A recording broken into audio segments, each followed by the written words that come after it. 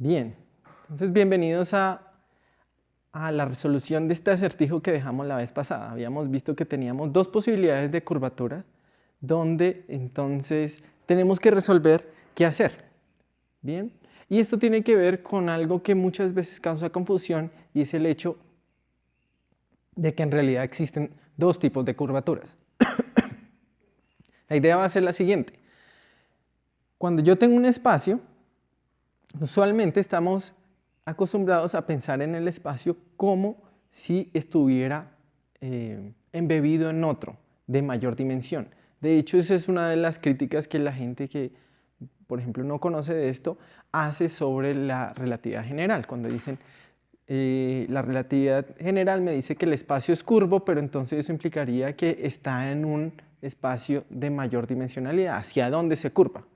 No es necesario que un espacio esté embebido en otro para que se pueda ver que haya curvatura. Entonces, hoy vamos a tratar de distinguir esas dos cosas de la curvatura intrínseca y extrínseca. Entonces, lo primero es recordar que efectivamente un espacio, cualquier espacio yo lo puedo ver como una región dentro de un espacio de dimensión mayor.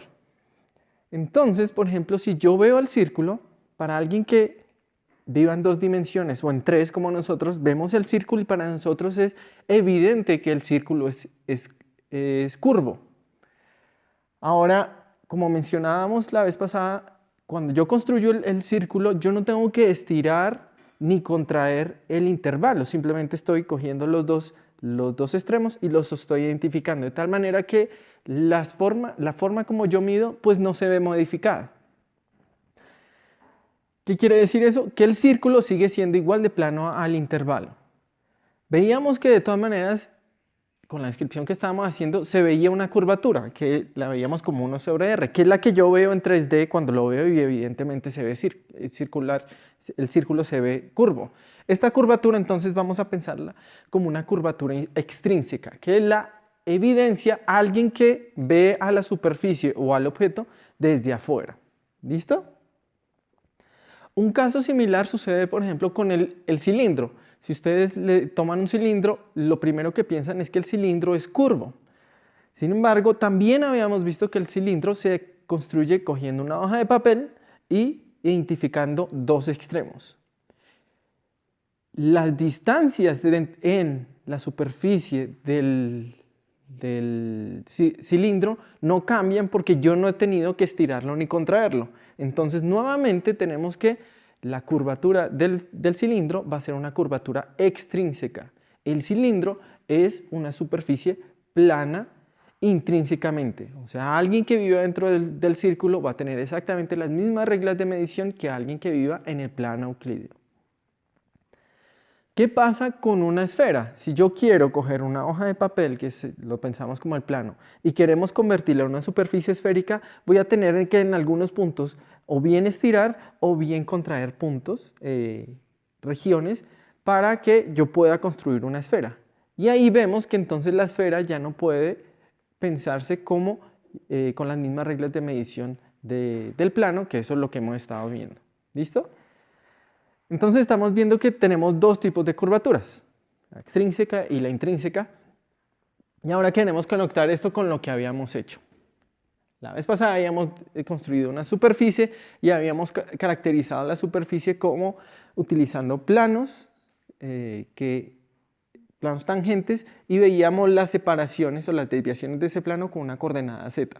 Y esa coordenada z la podíamos al final describir en términos de dos coordenadas, porque vamos a tomar las coordenadas planas del plano tangente y dos parámetros que serían los autovalores de una matriz M que me dice esas desviaciones. Eso es lo que hicimos la vez pasada.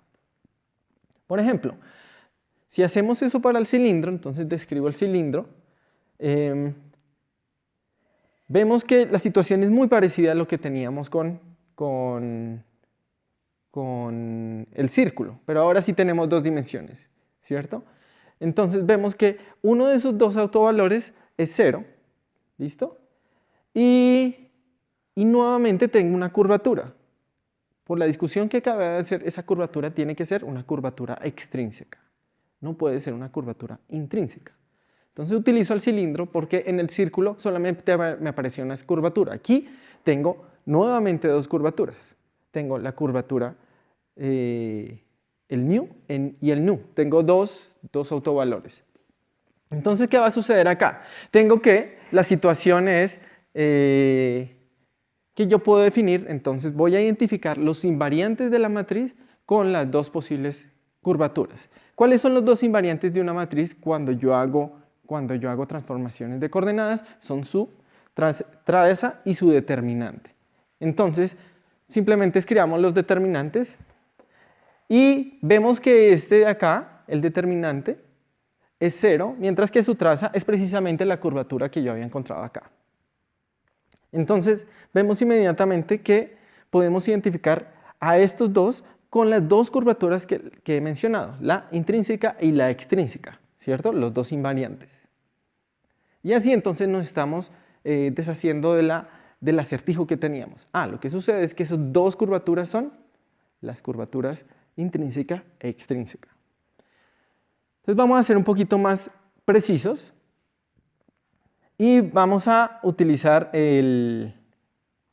vamos a definir la curvatura intrínseca y extrínseca. Esta intrínseca va a estar determinada por el determinante de mu, de m. ¿Listo? Ahora, si se dan cuenta, entonces va a ser tal que tenga unas unidades y este también lo arreglo para que tenga las unidades apropiadas. Entonces, fíjense, pongo el cuadrado y pongo un factor de tal manera que me obtenga los resultados que teníamos, por ejemplo, para la esfera. ¿Listo? Entonces, los arreglo para que tengan las mismas dimensiones y para que cumplan ciertas convenciones. ¿Qué sucede? Que nosotros estamos bien interesados, o sobre todo interesados en la curvatura intrínseca, porque queremos estudiar nuestro espacio. Y nuestro espacio no tenemos la posibilidad de estudiarlo desde afuera, ¿cierto? Y a esta curvatura es a la que se refiere, por ejemplo, Einstein cuando dice que el espacio-tiempo es curvo, es esta. Y no requiere que el espacio esté embebido en otro de mayor dimensión para que yo evidencie esa curvatura. En cambio, la extrínseca solo aparece porque yo pienso en el espacio como embebido en un espacio de dimensión mayor, y ahí es donde yo revelo esa curvatura extrínseca. Entonces déjenme ahora tratar de ver mejor qué son estas, de dónde salen estos autovalores, qué es lo que me van a significar, y trabajemos un poquito mejor lo que es la curvatura intrínseca en un par de ejemplos. Bien, entonces vamos a ilustrar esto utilizando lo que ya conocemos y sabiendo que tenemos un entendimiento de la curvatura intrínseca. La curvatura intrínseca acabamos de ver que viene a partir del determinante de esta matriz M. Y al final es la multiplicación de mu y nu, que son las curvaturas en cada una de las direcciones. Eso lo acabamos de entender del círculo. Veíamos que la curvatura que salía en cada una de las coordenadas pues va a ser como la curvatura que sale en cada una de las direcciones. Ahora, ¿qué es una curvatura positiva y qué es una curvatura negativa? Tenemos que ahora verlo a la luz de lo que acabamos de aprender. Es importante que no confundamos lo positivo y lo negativo de una curvatura con cóncavo y convexo, ¿cierto? Una superficie puede ser cóncava o convexa simplemente volteándola, pero su curvatura no cambia, ¿ok? Entonces son cosas distintas. Ahora, ¿cómo visualizamos que una cosa tenga curvatura positiva? Ya sabemos que si le asociamos unos ejes, a cada uno de esos ejes les vamos a identificar una curvatura. Y como la curvatura intrínseca viene de la multiplicación de esas dos direcciones, entonces obtenemos una curvatura positiva si esas dos curvaturas van en el mismo sentido como en este ejemplo. Entonces tenemos dos curvaturas que van en el mismo sentido. ¿Qué es lo que sucede, por ejemplo, en la esfera? ¿Cierto? Es el caso particular de la esfera, donde ambas curvaturas suben, ¿cierto? ¿Qué pasa con la curvatura negativa? Con la curvatura negativa, en cambio, tengo las dos direcciones, pero mientras una sube, la otra baja, ¿cierto? Entonces, el ejemplo típico de una curvatura negativa va a ser la silla de montar. ¿Ok? ¿Qué sucede?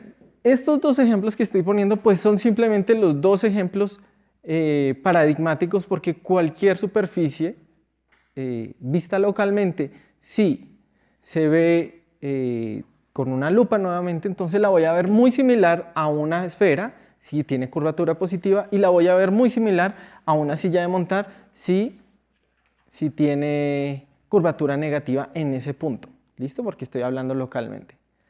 ¿Qué sucede con otras superficies? Ya dijimos que la curvatura es una cosa local. Entonces, por ejemplo, ¿qué va a pasar con el toro? El toro vemos que por el lado externo se parece a una esfera, mientras que si me paro por dentro, en la parte interior, vemos una curvatura negativa, porque tengo esta dirección que va a tener un sentido y la otra tiene el otro, tienen sentidos opuestos. Entonces con esto creo que clarificamos un poco sobre la cuestión de las curvaturas, y ahora podemos empezar a preguntarnos cómo describir la curvatura desde un punto de vista intrínseco. Entonces quisiéramos explorar las curvaturas a partir de lo que alguien que explora el espacio va a ver. ¿Qué serían las curvaturas intrínsecas que las que estamos interesados? Entonces recuerden que pues estoy atento a las preguntas, espero que esto les haya iluminado. Entonces nos vemos en la próxima oportunidad. Hasta luego.